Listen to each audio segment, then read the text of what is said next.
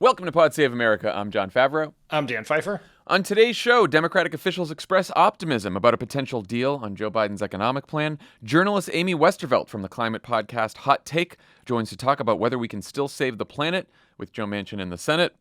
And as the president prepares to take questions from voters at tonight's CNN town hall, reporters are whining that he's not taking more questions from them. All right, let's get to the news. And for once, it may actually be good. Democrats from every wing of the party are starting to sound hopeful that a deal may be near on Joe Biden's economic plan.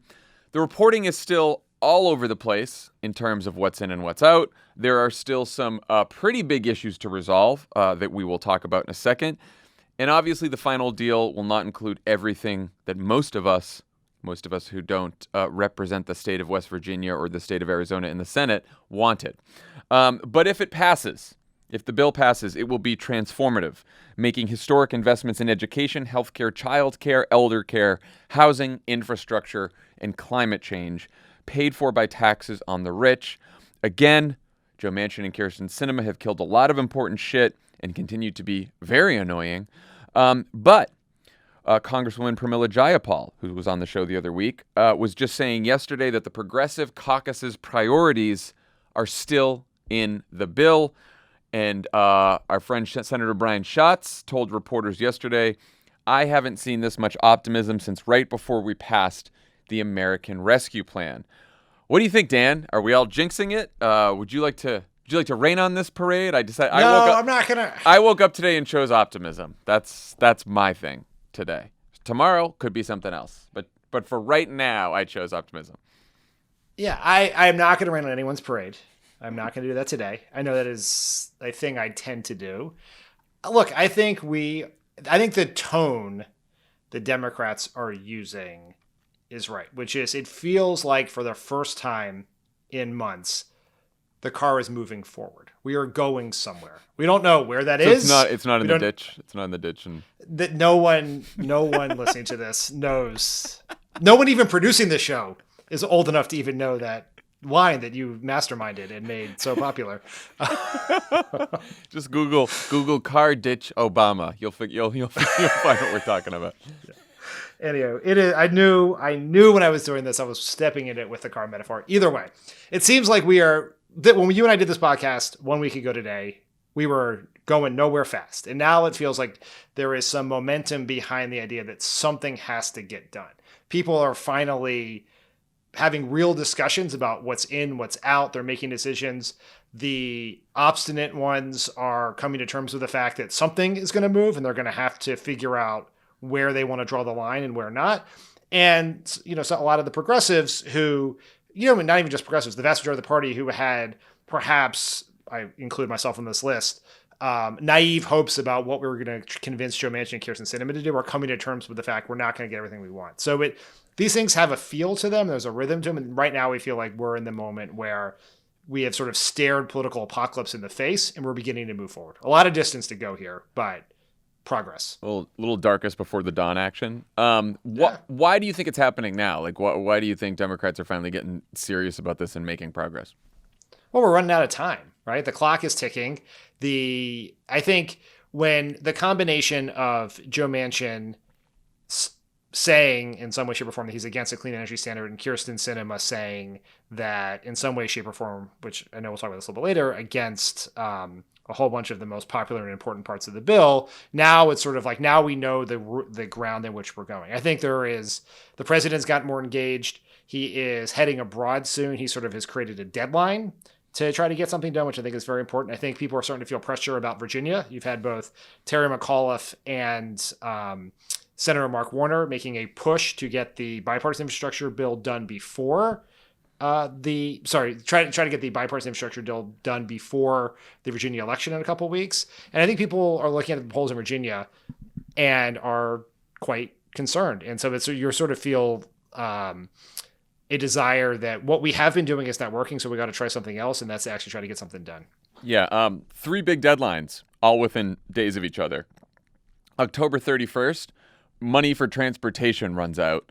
And so if the infrastructure bill isn't passed by then, you actually could get into some issues where roads and bridges that are currently being fixed run out of funding, and they would have to reauthorize more temporary funding, which means another vote in Congress, which is a pain in the ass. So that's October 31st. November 1st, the next day, is the beginning of the climate summit in Glasgow. And then the next day, November 2nd, is the Virginia election. So, yeah, might want to get things wrapped up before those big deadlines. And I do think you're right about Joe Biden's involvement. What do you make of that whole thing? Because, the White House is like, well, he's been involved the entire time. Democrats in Congress are like, well, he's sort of been involved, but he's been really involved lately, and that's really helped. Like, what do you think? What do you make of all that?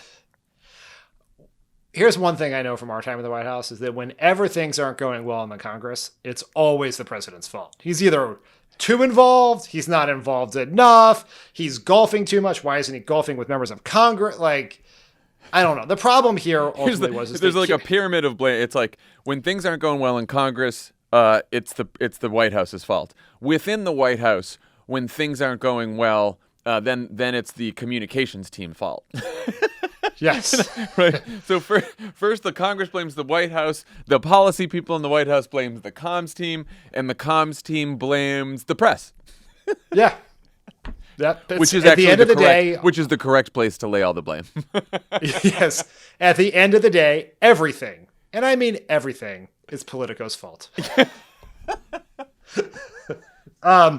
Yeah, I think he's got more involved for sure. And I think it's because this was the moment to get involved. You can't, I'm sure he was way more involved than he was getting credit for before.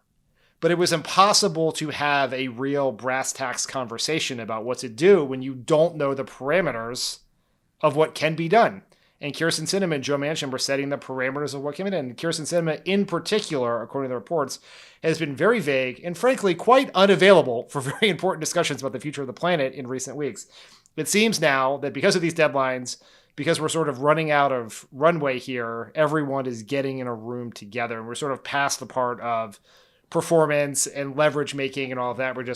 People are sitting in a room. And this is one thing that you and I know probably work with that Joe Biden is very, very good at. This was sort of his value proposition as a candidate, was that he could get in a room and he could get things done. Now, in some versions of that argument, it was Democrats and Republicans. And to his credit, he did do that on the BIF, the Bipartisan Infrastructure Framework. But here it's like even almost perhaps harder than brokering a deal between Schumer, Pelosi, McCarthy, and McConnell, maybe brokering one between Joe Manchin, Kyrsten Sinema, and the rest of the Democrats. And, and so it's happening. And I think we've got to see where we go from here.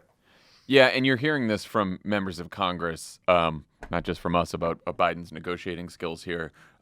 Punchbowl News did sort of a rundown of some quotes from different members of Congress coming out of various meetings this week. Representative Mark Pocan, who is a progressive member of Congress from Wisconsin, he said, I gotta admit, as a guy who traveled 3 states for Bernie Sanders, I'm impressed. Biden does most of his stuff behind the scenes. He only brings something to the public when he has to bring it to a public fight. And then from the other wing of the party, John Tester, who's more moderate, said, I think I told you all that nothing has happened in the last 10 days. I think Biden has done a lot in the last 10 days. I just wasn't aware of it. So I think we're getting to a point where we can move pretty well. We're not where we need to be yet, but we're getting pretty close. And I just read those, especially Tester's quote, because I think as you're reading the coverage of this fight and these negotiations over the next few weeks, just keep in mind that the incentive for reporters is to highlight as much conflict as possible.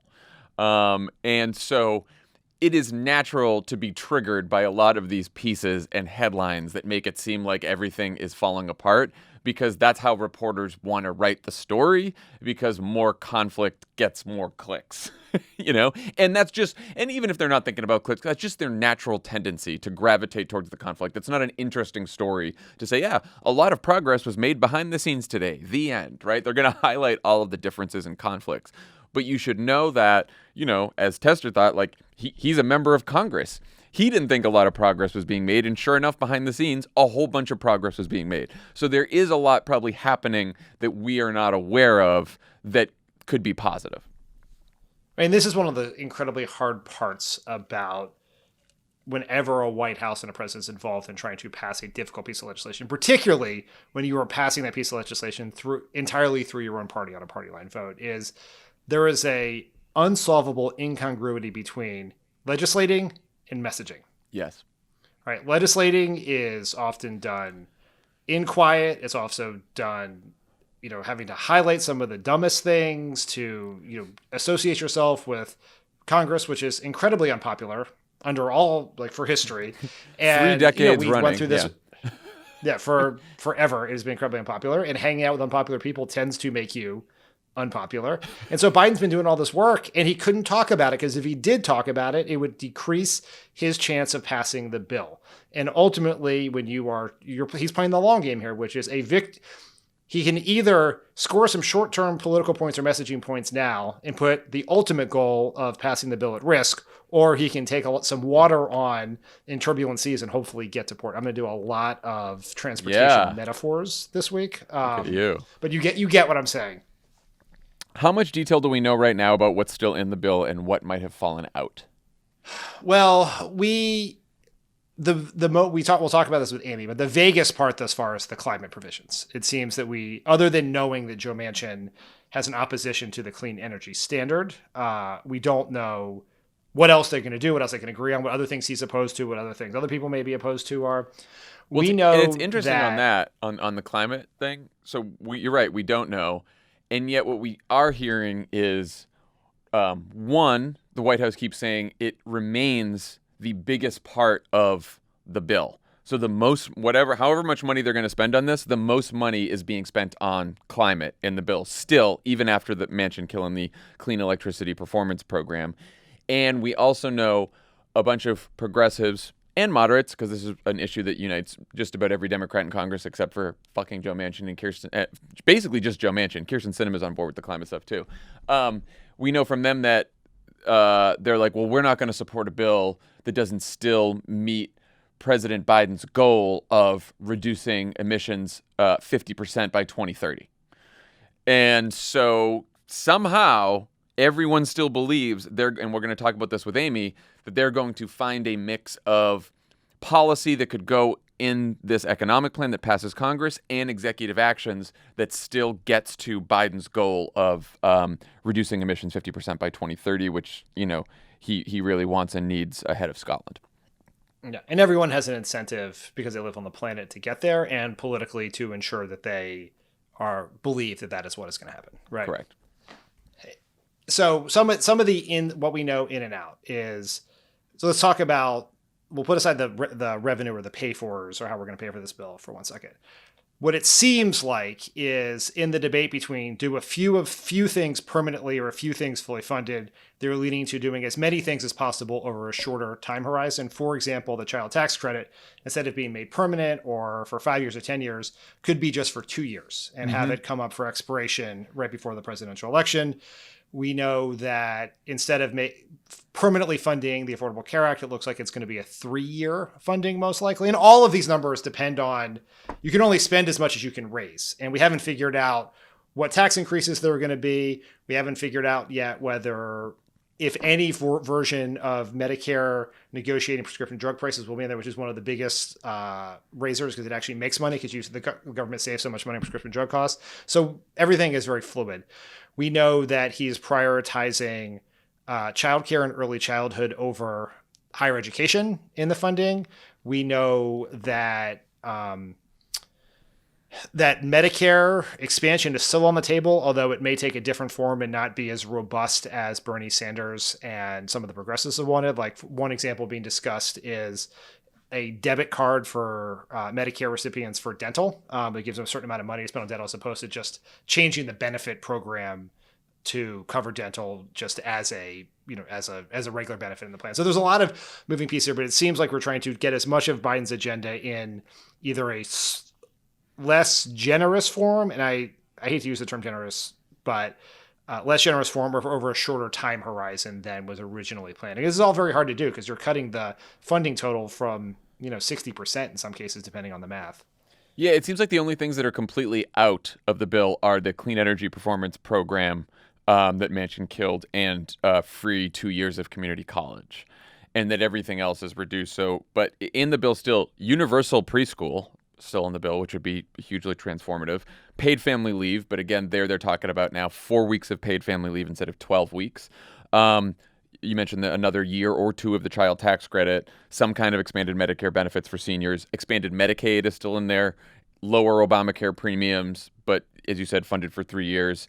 And then a couple $100 billion each for home health care, child care, affordable housing, are all still reportedly in the bill. And the big question marks are prescription drugs, as you mentioned, and also immigration, which is interesting because, Pramila Jayapal has been saying there were 5 important priorities for progressives. And as of yesterday, she said, I'm happy to report that all of them are still in the bill, reduced funding, but they're all still in there. And immigration is one of those. And so people seem to think that there's still going to be something done on immigration, and yet I don't quite know how that's going to happen if the parliamentarian has ruled out 2 immigration proposals already, but people still seem hopeful on immigration. Yeah, I'm very curious to get some details on what that would be. Is it funding for some programs that could make our immigration system more humane? Is it, something around Dreamers? So a lot of the things that are really incredibly important we need to do have been nixed by the parliamentarian. I don't know if there's a chance to rewrite them and go back at it. So I'm very, very curious to hear and see where that goes. There were multiple reports yesterday that Sinema has said she won't support any increases in the individual or corporate tax rates. How do Democrats pay for the bill without raising tax rates? Great question, John.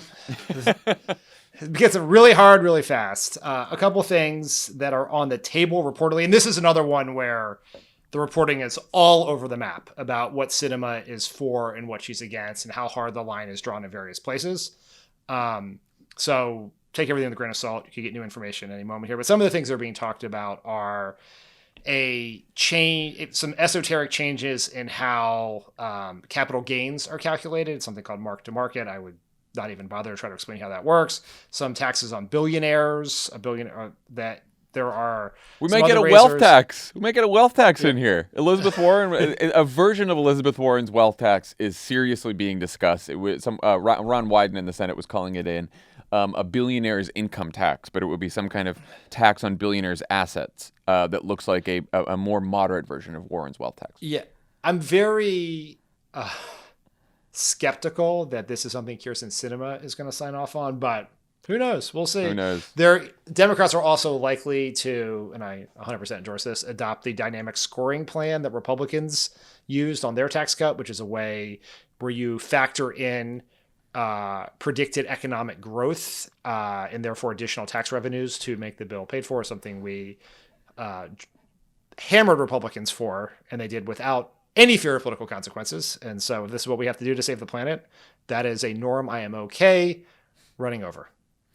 Yeah, they're also talking about, instead of a increase in the corporate tax rate, Biden's been talking a lot, and Democrats have for years, about how there are many multinational corporations that pay $0 in minimum taxes corporate tax, because they fucking take all these deductions, and so you have these like multi-billion-dollar companies, and then they don't pay anything in taxes. So there would be a minimum corporate tax of 15%, so that no corporation could get away with paying $0 in taxes. Of course, it's a great idea. That would be great to do it. Also thinking about a tax on corporate stock buybacks, where corporations just buy back their stocks to help increase the value of their stock price, which is also bullshit. So look, there's a lot of good ideas out there about how to pay for this that would still hit the very richest Americans, but you don't raise the individual income tax rate or the corporate tax rate. When I say raise, I mean just restore them to what they were before the Trump tax cuts. You're leaving a lot of money on the table. B, it's fucking politically stupid because there's few ideas more popular than raising taxes on the 1% in big corporations, except for, I don't know, letting Medicare negotiate for cheaper prescription drug prices, which is also becoming a problem thanks to fucking Kyrsten Sinema. So it's really disappointing, the tax stuff. Happy that they're going to be able to pay for the bill because a lot of the investments in the bill are critically important and would change a lot of people's lives. But in terms of doing something serious about economic inequality in this country, you can all thank Kyrsten Sinema and remember that in 2024 when she tries to maybe run for office again. I mean, it is she alone. Joe Manchin, 100% on board with restoring the corporate tax rate to what it was when Donald Trump was president. Yeah. Kyrsten Sinema alone is standing in the way of a substantively correct morally important, politically potent issue in making everything harder for everyone. And it is so infuriating because it's based on nothing. It is nothing. There is, we did a whole thing on the show a month ago or so about centrists versus moderates. I actually think that centrist is now an incorrect way to describe Kyrsten Sinema, because centrism is a political strategy, one that we think is outdated and incorrect, but it's a political strategy. It's the idea that if I act a certain way, I will get elected. That is not what she is doing. I think the way to describe Kyrsten Sinema is, I was so struck by this, which is a few weeks ago, Howard Bryant, who's the sports reporter, quoted someone in the NBA describing Kyrie Irving, the NBA star who won't get the vaccine, but isn't anti-vaccine. He also is unwilling to admit the earth is round, called Kyrie Irving a contrarian without a cause. Yeah, I think that is the perfect way to describe Kyrsten Sinema. Because you know what? Kyrsten Sinema voted against Donald Trump's tax cuts in 2018. She put out a statement decrying them for being a giveaway to the rich and corporations and bad for Arizona families. And then in 2018, she voted to make the individual rates at the lower Trump rate permanent. And now she is opposing returning the corporate rate to where she thought it should have been 2 years ago or 4 years ago, whatever it is. It makes no sense. It's illogical. There is no policy to it. There's no principle to it. It flies in the face of good politics. It is truly baffling. And it is going to cost the party dearly. It's going to hurt what we can fund. It's going to hurt our ability to win elections. It's certainly going to hopefully hurt her ability to win another election. And it is wild. Like Manchin, I can understand. I hate it. I disagree with it. Some of his policies are dumb and cruel and self-defeating, but I can kind of put myself in his shoes and understand why he does that. Kyrsten Sinema, it is just like she wakes up every day, throws a dart at a board just to see who she can annoy that day. And maybe her plan in 2024 is to just, I don't know, become a lobbyist and ride off into the sunset, which, that's possible. But if she wants to run for office again, let me tell you, I'll be first in line contributing to that primary opponent.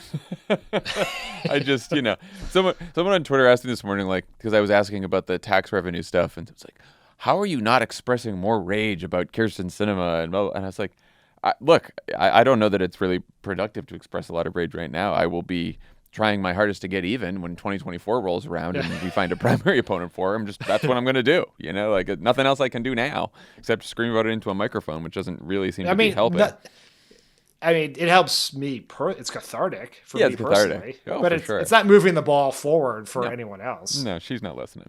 All right, let's allow ourselves to dream for a second and pretend this thing gets passed. Joe Biden's average approval rating is dog shit right now. It is 43%. Huge majorities of voters are pessimistic about the economy and the direction of the country. There will be plenty of Democrats disappointed that a lot of important proposals got cut. There will be independents and Republicans who think the price tag is too high. And then there will be plenty of people, probably most people, who have no fucking idea what's in the bill. What are the challenges of selling this thing, and how should Biden and Democrats go about it? The problems of selling this, or the challenges of selling this, are immense. And I would just note, what is worse than dog shit? I don't know.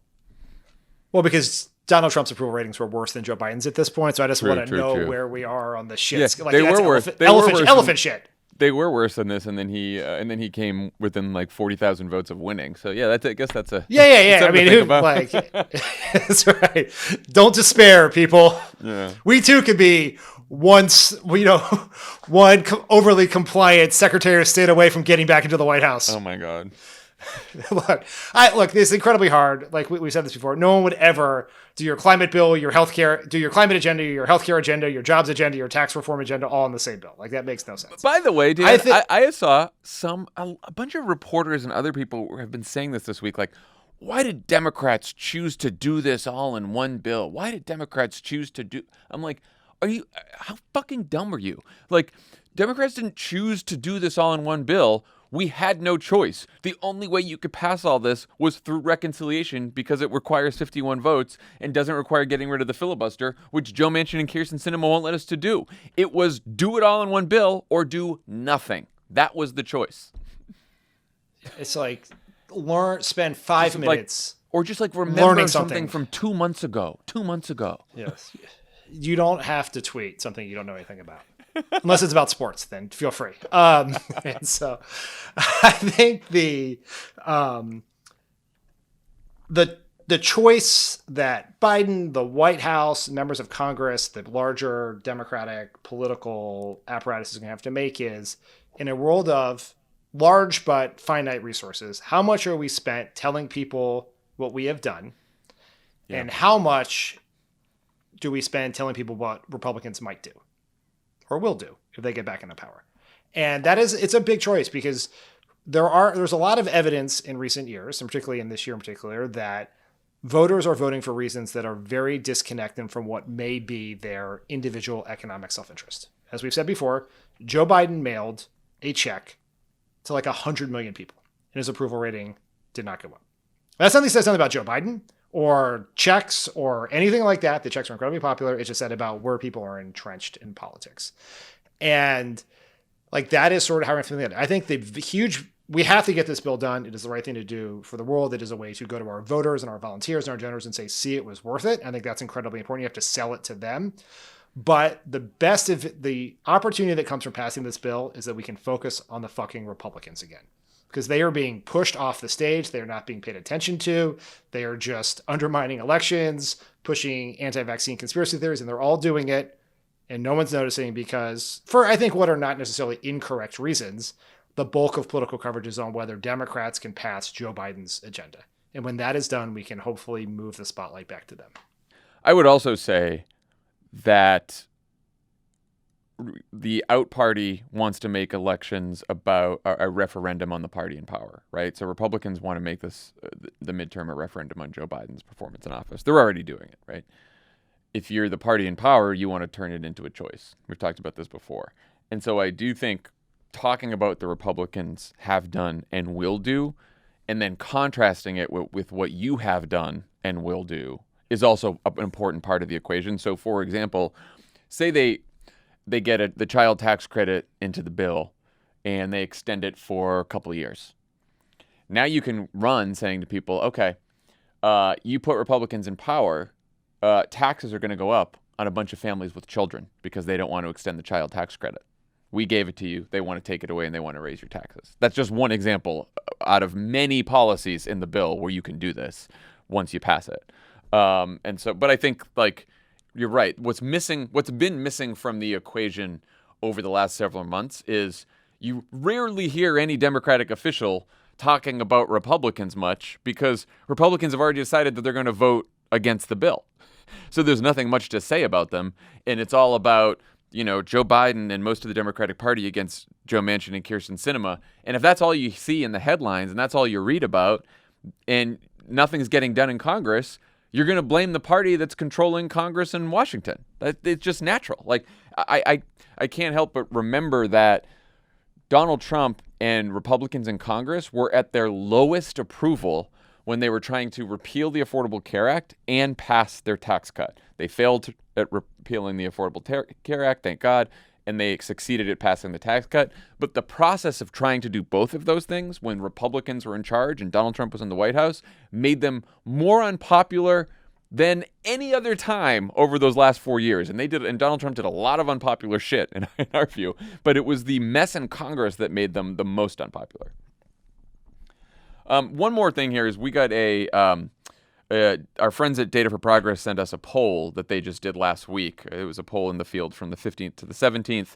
They polled 1,325 voters about the Build Back Better plan.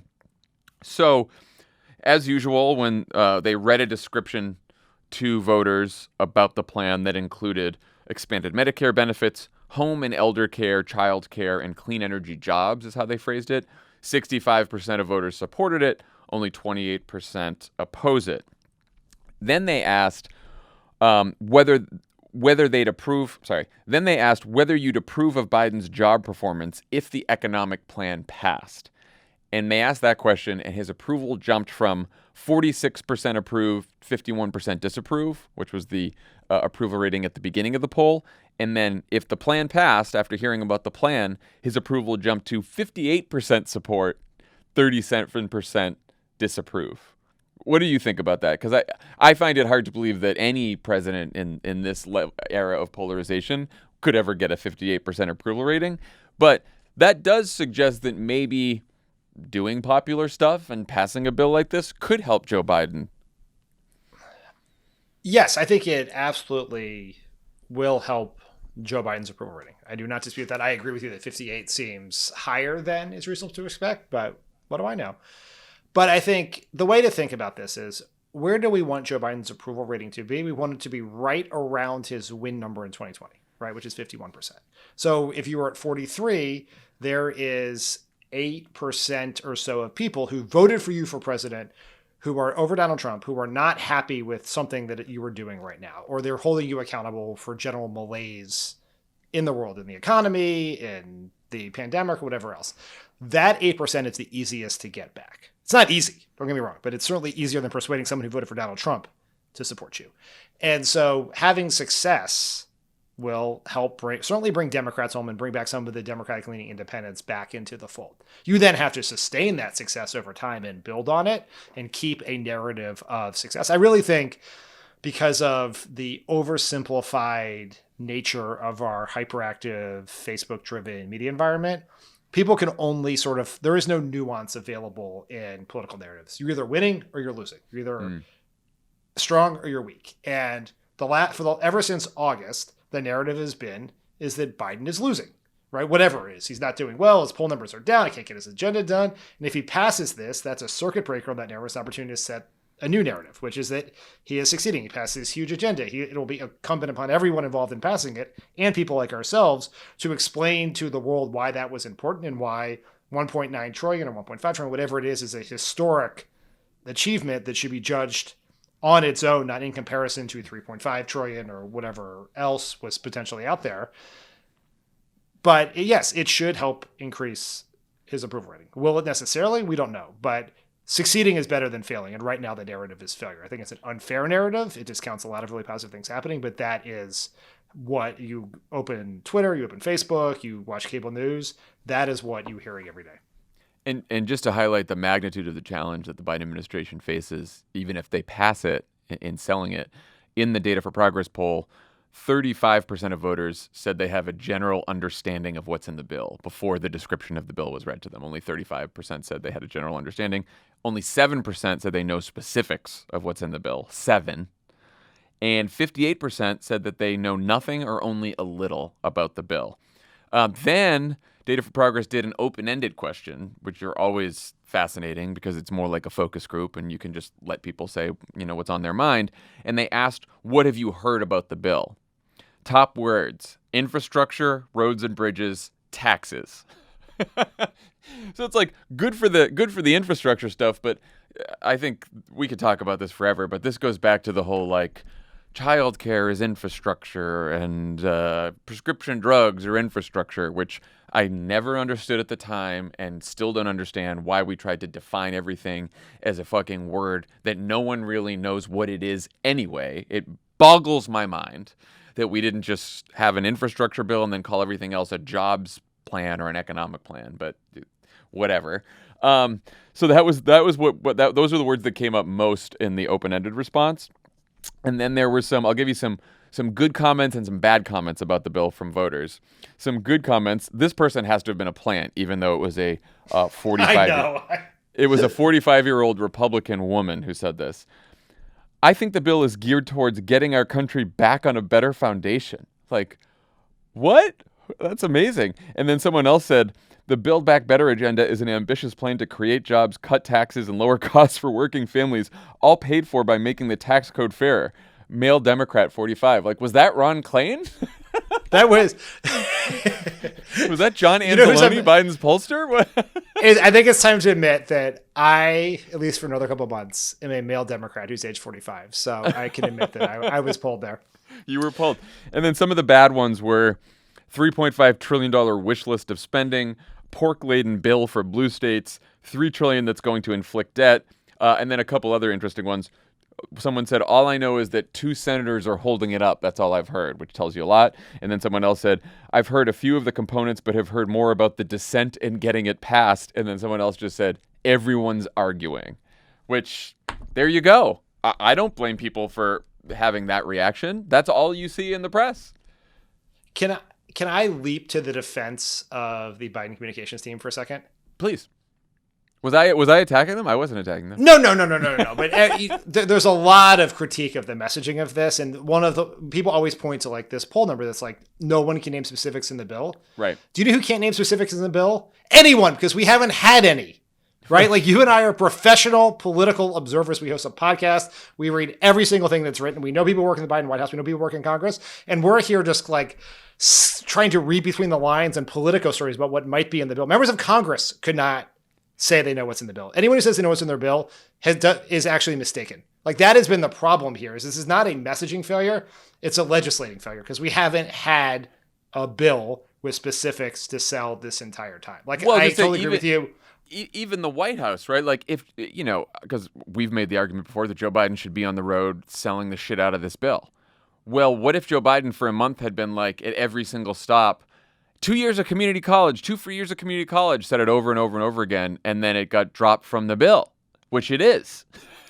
So it's hard to sell something. It's like, fucking Jell-O. Anyway, but I think I think the important thing here is, look, if they pass this thing, you're right. It is a very black and white narrative. It's winning or losing. And if they're winning because they passed it, then they have an opportunity, and they have probably a narrow window to really talk about and to have every single Democrat elected into office and every single person in the progressive, media universe talking over and over again about what actually got passed, because a lot of the headlines will be about what didn't make it into the bill, and then Republicans will start criticizing it. And so it will be our job to talk about, what policies are actually in the bill that are going to change people's lives. That doesn't mean that we shouldn't be disappointed about what didn't get in there. That doesn't mean we shouldn't criticize what didn't get in there. But it is important for the American people to know what's going to happen now that this bill passed, because for most of them, it's going to be their lives are improved in a significant way. All right. When we come back, we will talk to Amy Westervelt from the Climate Pod Hot Take about climate negotiations in the Joe Biden's economic plan. With climate negotiators from nearly every country gathering in Glasgow, Scotland in less than 2 weeks to negotiate a new deal to cut global emissions, the White House continues to say that President Biden stands by his promise to cut U.S. emissions 50% by 2030, and that clean energy investments will still be the biggest part of his economic plan, despite the fact that Joe Manchin has killed his clean energy performance program. Here to help us sort through this debate and talk through some potential solutions is Amy Westervelt, an investigative journalist and co-host of the excellent climate podcast Hot Take. Amy, welcome to the show. Hi, thanks for having me. What was your reaction to the Friday New York Times story about Manchin killing the clean electricity standard? Manchin, you walking lump of coal. No. Correct. That's right. That was the answer I was looking for. Yes, that was my immediate reaction. Yes. I mean, yeah, it's disappointing, but I think that, I don't know. I mean, honestly, what I think needs to happen is that progressives need to kind of toe the line. And I know that Biden's trying to get something done ahead of this deadline of, wanting to take something great to Glasgow, but I don't know that they're going to get another opportunity to actually get emissions reductions if they don't sort of fight to get something else in there that replaces those cuts. Can you talk a little bit about why that program was so or is so important? Yeah, I mean, the biggest reason, the simplest way to put it, is that it was the only one that actually comes with some punishment for not reducing emissions and not transitioning. So the way that SEP works, and it's also, I mean, unfortunately, it's extremely wonky. They've done a terrible job messaging around it, Right. So that's unfortunate. But basically, it incentivizes power plants and utility companies to transition to cleaner energy. And it also penalizes them if they fall under this sort of, 4% per year goal, which is what has been sort of modeled and calculated as what needs to happen to meet the 2030 emissions reductions goals, which is it's 50% of our 2005 levels by 2030. So right now, everyone like Joe Manchin's like, oh, but we're already doing it. We're not doing it. There's, I think, maybe 2 utilities in the country that are doing it, Yeah. So they are like, they're transitioning, but it's just too slow. It's about half as quickly as they need to. And this would both, give them money to help them speed up, but also have a little bit of that stick. And that's the piece that I think Manchin and his fellow Republicans don't like. Like they don't like regulation of any kind. So yeah. Yeah, it was a good point about the messaging. I always wondered why they didn't just say, "Oh, it rewards clean energy and makes polluters pay." Like it's like a sort of a simple. Now we're talking about incentives and carrots and sticks, and it's all in the and percentages, and it's like 4% a year. What does that mean? Who the hell Nothing. Knows? Yeah. Dan, some reporters have said that we shouldn't be surprised that Manchin killed this because he's been telling us he's against it for months. Others have reported that Manchin was actually negotiating over this plan before he finally decided to kill it. Were you surprised? What do you think happened? I was surprised. Should I have been? Probably not. Right? It's probably my own fault for getting my hope up about it. I mean, Manchin is a truly inscrutable human being. He says things that could be taken to mean anything, that is very conflicting. There's clearly a lot of people in his orbit or purportedly in his orbit who are telling reporters various things. He has expressed some vague support for the idea in previous interviews.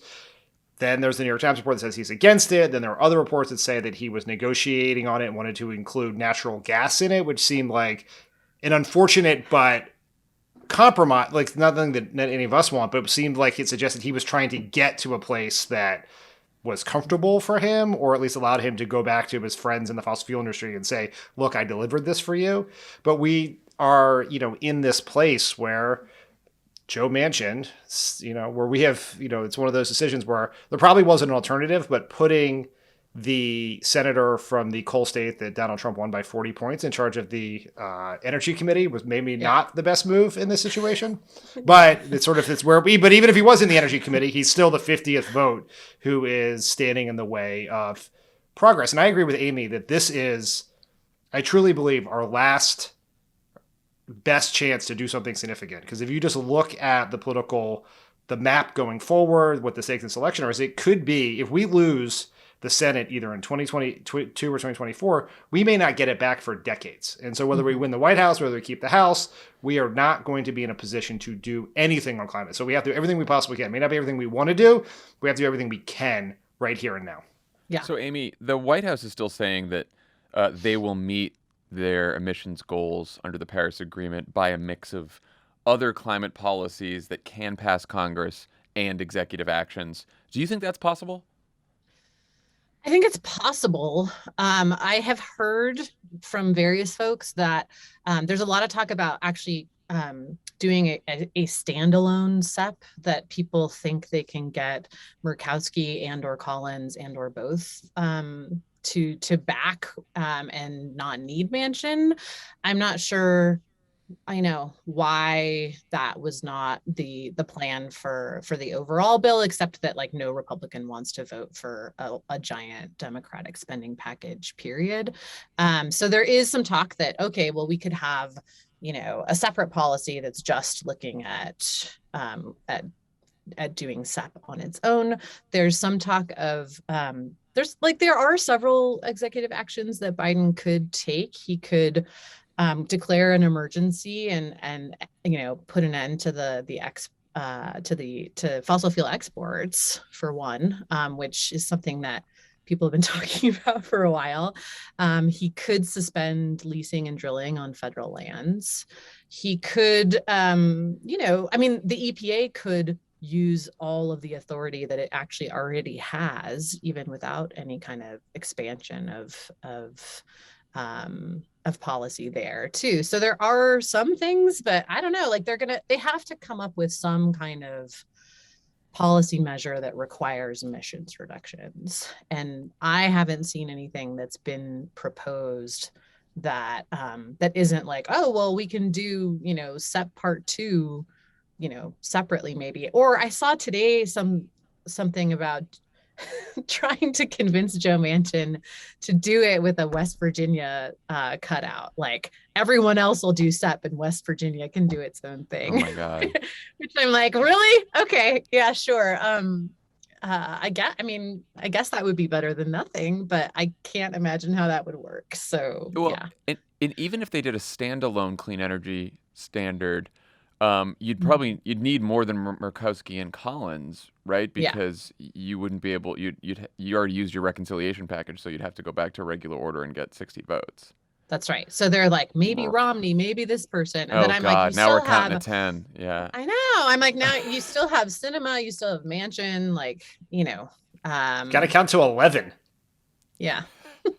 I mean, I do think there's promise in the executive action around sort of the EPA using their authority to regulate power plants, but that runs into Supreme Court problems, right?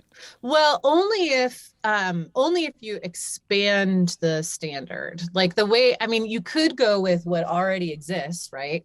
And instead of allowing the states to dick around and do whatever they want, like let the EPA actually regulate it the way that they actually already have authority to do. But that would also require properly funding and staffing the EPA. So, there's that whole component too. And say the thing that I haven't heard discussed much at all, which I'm worried about, is that actually I don't think Manchin's done getting rid of climate measures in this bill. I don't think he likes the methane fee at all, for example, and that's another huge component of this. So I'm concerned that they don't seem to really have a plan to replace this 1/3 of emissions that this was going to deliver. And that also, I don't think that he's done whittling away at the climate, the climate policy in this bill. Dan, what do you think the political stakes and geopolitical stakes are for Biden in terms of this deal and this summit coming up? Like, how hard would you be pushing to get something big done? Well, we obviously, this is a political podcast. We talk about politics. I think climate is good politics in a whole host of ways. The politics are obviously so much less important than actually saving the planet, right?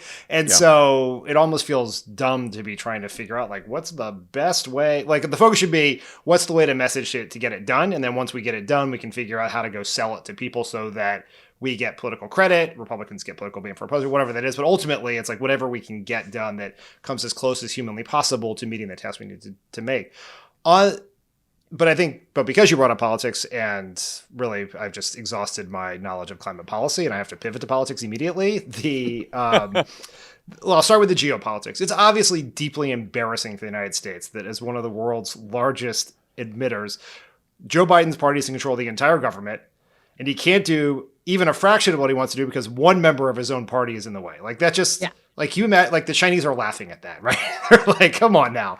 And so it limits our authority. It limits our ability to go to these other countries and pressure them to do more. We just have little authority and credibility, and it undermines some of the credibility we gained back after Trump left, right? It was obviously incredibly embarrassing when Trump pulled out of Paris and then became one of the few countries in the world who was actually putting in place policies to make the climate worse, not better, or at least, and then so we finally get a president who acknowledges that climate change is real, gets in there, has a plan, he controls all of government and can't get a significant piece of his agenda done. That's not awesome. Politically, I think the thing I worry most about failing to do something that people can truly believe is real here, or is as good as we can possibly hope for, is there were a lot of studies after the 2020 election about how surge in youth voters helped push Biden over the top, particularly in Arizona, Georgia, Pennsylvania, Wisconsin. And in all of those surveys, climate was the number one issue behind COVID for almost all of these voters. And so if you say to these voters that you worked your tail off, you got the House, the Senate, and the presidency, and still we barely got anything done, that is a dangerous message about how engaging in politics doesn't matter on their most important issue. And so politically, whether it's for 2022, 2024, the long-term health of the party, we have to deliver here because we have to show people in tangible ways that their vote mattered on their most important issue, or they will tune out. And for the voters most likely to tune out after this election, this is their most important issue. I'm already hearing that from like Gen Z climate kids. They're just like, you told us that if we got behind Biden, he would like deliver on climate, and we feel like we were sold a bill of goods. They're already feeling like that. So if this doesn't get fixed, like they're going to lose that coalition of people. And that's really scary. And to that point, Amy, it's, the Biden administration can say, well, it's Joe Manchin's fault. It's not our fault. Look, we proposed these significant reductions in line with Paris. But that message doesn't translate well, and it can kind of get lost along the way, which is, one of the reasons I think if you're the Biden administration, you do everything humanly possible to not only get the most ambitious climate proposals you can in this bill, but then do everything possible via executive action and show up in Scotland with something significant. I mean, I think the point about China is interesting, Dan, too, because China's overall argument is that democracy is messy and doesn't get shit done, and that it's an antiquated form of government. And if they show up in Scotland with a bunch of policies to reduce their emissions and the United States doesn't, that helps make their argument. And Joe Biden has been making that argument apparently to a lot of Democratic members of Congress. I heard to some effect, which I think is a pretty good argument for some of them who may not be as excited about some of this stuff like Joe Manchin, because otherwise it's an argument that China's kicking our ass. Amy, I know you've criticized the media's failure to cover the climate crisis with the seriousness and urgency it deserves. What does better coverage look like to you? I think the best example of how not to do it this week was Politico framing this as, Manchin wins and environmentalists lose, on like that type of coverage. The sort of like points on the board political coverage of climate policy is really, really problematic and really needs to change. It's not that climate is not a pet project of environmentalists. It's not, environmentalists are not some like weird special interest group. Climate policy is something that will impact absolutely every person on the planet. And to frame it that way is really irresponsible, I think. Not doing that anymore would be great. It was just... That gets, we rate bad takes here with 1 to 4 Politicos, and 4 Politicos is a full playbook. And of course, what you just mentioned was in playbook. Winners and losers, environmentalists, like also losers, the planet, also humanity, the human race, loser. Yeah, that was pretty ridiculous. Dan, what do you think? What do you think about better climate coverage? Well, I would encourage everyone to read Amy's article in The Nation about this, which I was also angered by that Politico thing. So I started to write a message box about this exact topic. And then I read Amy's article. I was like, instead, I'm just going to send everyone Amy's article because that's much better than I'm going to do. But here's some of the ways I like to think about climate change coverage is whenever I read a political take on climate change coverage, I remove the word climate change and replace it with gravity. And see if it still makes sense, right? It's like they are equally real. And imagine if we were in a situation where we were both sides in gravity, right? Democrats say they want to walk down the steps. Republicans suggest the window's an option. Like, not, it's like that is ultimately the problem is that it's become, as Amy points out in a really great article, is it goes in cycles, right? And it's different reporters, different moments in time. But ultimately, it's a very real thing. We should be covered like a hurricane.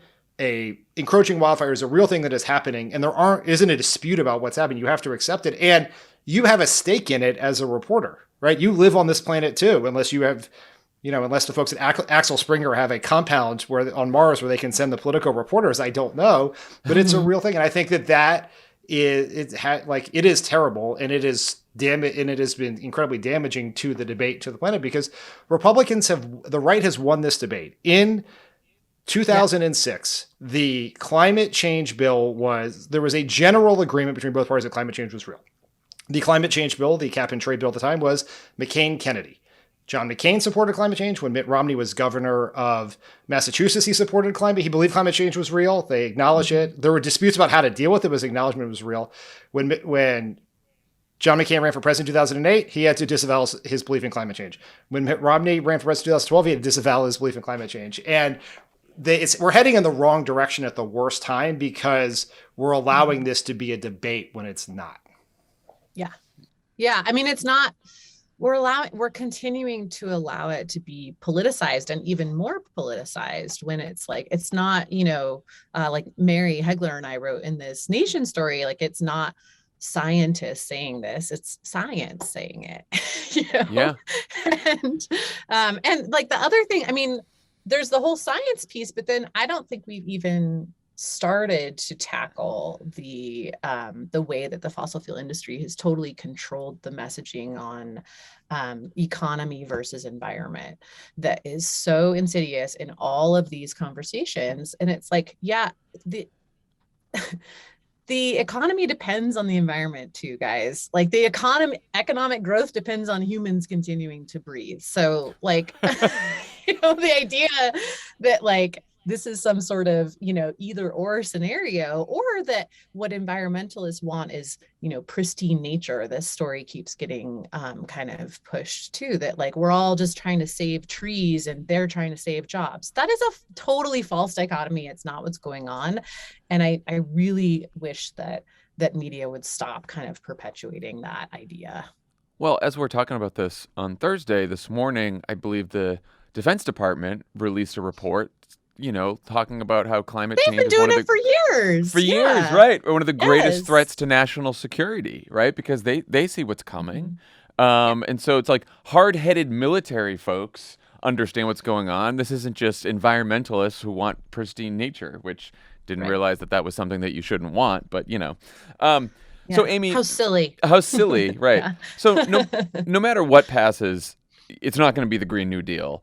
Where do you think the climate movement should go from here in terms of political activism, right? Like, what do you say to some of those young people who were so disappointed and wanted more, and say like, well, if I worked so hard in 2020 and we didn't get an ambitious climate proposal, why shouldn't I just give up? What should I do now?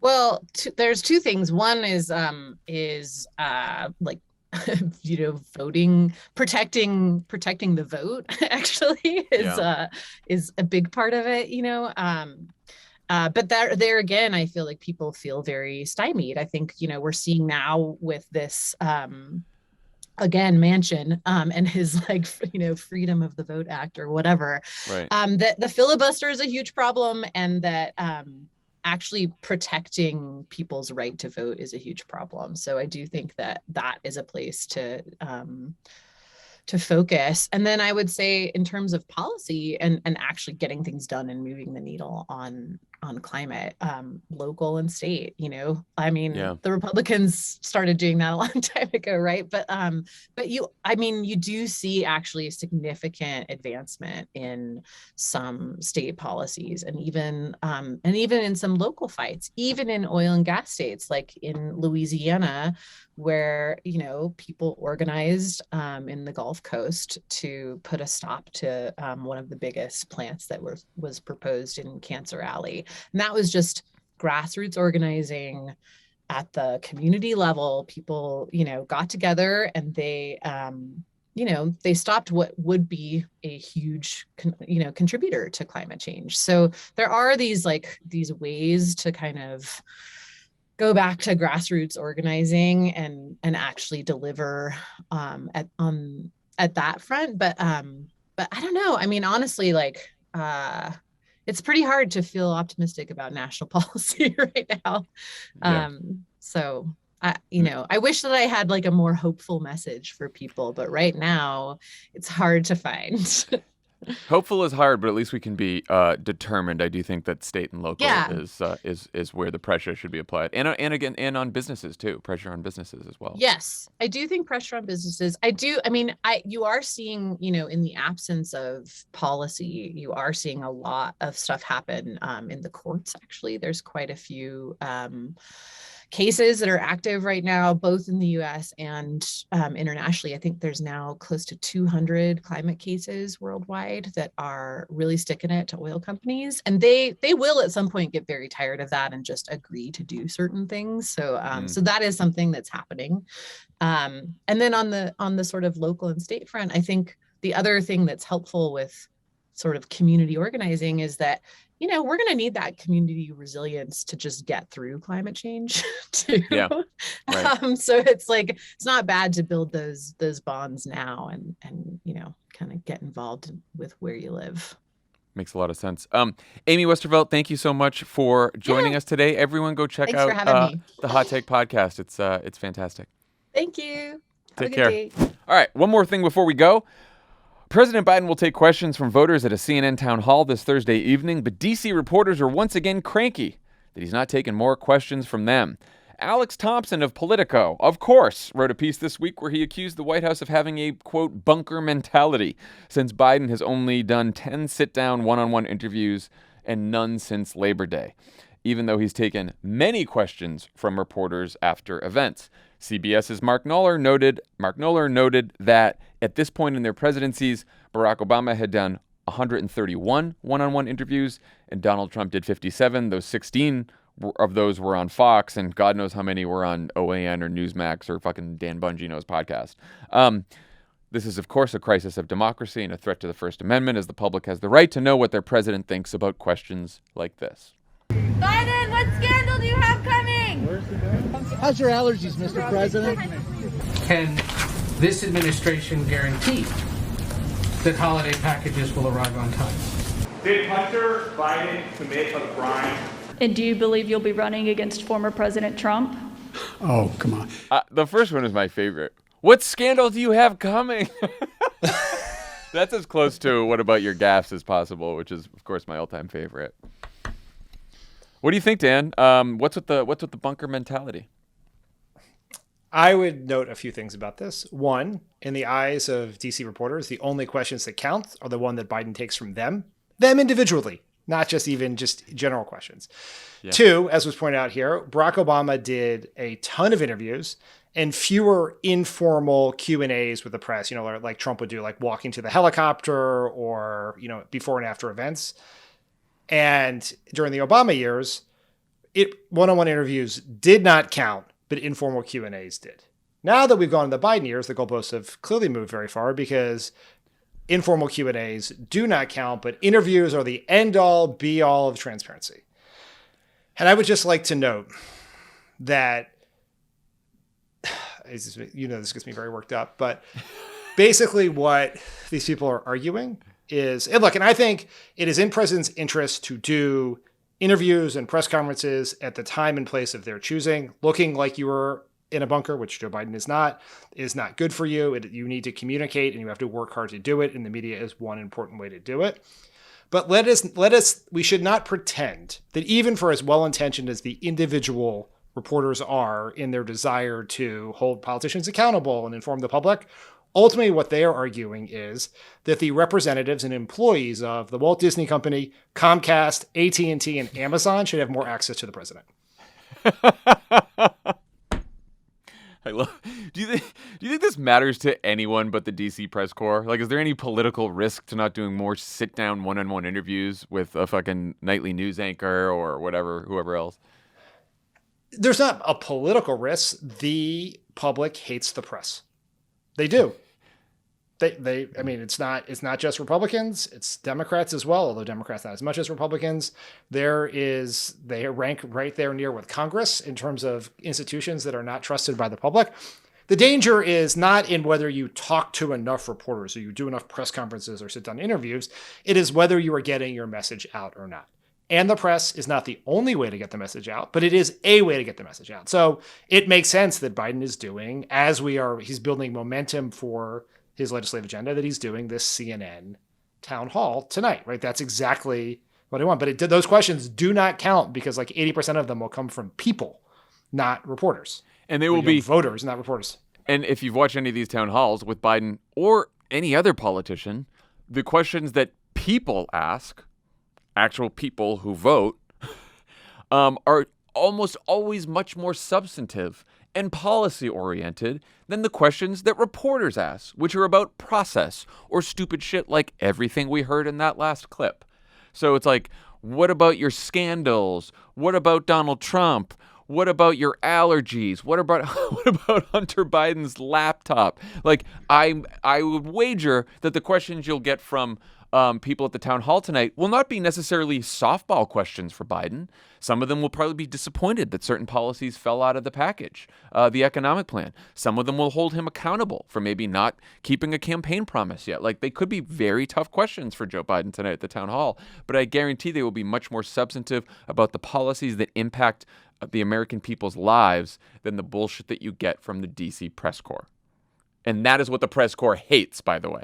Yes. And for the reporters who look down their nose at regular people and accuse them of being insufficiently able to ask horse race questions, in these town halls, Anderson Cooper will be there tonight. There is always a reporter who can follow up, right? If Biden inadvertently makes some news, or he contradicts himself, or he says something that may not be accurate. There's a babysitter for you DC reporters. You have your representative in the room to ask the question. So it's not. Yeah, I can understand why reporters wouldn't love it if networks just let politicians just take questions from e-voters, even voters they choose, without any sort of follow-up, because that's a power dynamic that is, greatly favors the politician. But these are great forums. But I think the thing to understand about all of this explains why the questions that, not the ridiculous ones that were in our very well-edited and fun clip, is as audiences have shrunk, as the media landscape has grown, political media is targeted towards political junkies, right? Even the New York Times, the number of people who did not make their decision about Joe Biden, the Build Back Better agenda, Donald Trump, the insurrection, or any of those things, almost none of them consume this media. And so the questions they're asking are not for the public good, they're for their audience, as they should be. These are people who work for businesses who serve an audience. And so they're asking questions that are interesting to the public. I'm sorry, they're asking questions interesting to the political junkies and partisans who read their outlets or watch their shows, and not to the broader public. And that is the dynamic. That may be in their interest, but that's not in the White House's interest. And so that's why he's doing fewer interviews and more town hall-like environments for people where he can maybe speak to a few more people or talk about more things that he thinks the broader public is interested in. Last question related to this. Do you think Biden should launch his own social media platform to compete with Donald Trump's new app, Truth Social? Yes. And he should launch a television network, and he should support progressive media, and he should do all of those things. What do you think? You think Truth Social is going to be a big thing? Have you invested in it yet? Have you invested in the media company? Because it's not just a platform, by the way. It's not just a social media platform, I should say. It's a whole media company he's got going there. We are making fun of Trump because this is very clearly a get-rich scheme for donors and others to pump a bunch of money, to give him tens, if not hundreds of millions of dollars in technically legal, but definitely immoral ways to influence him if he were to run for president again. That is definitely what's happening. We should not pretend like this is real.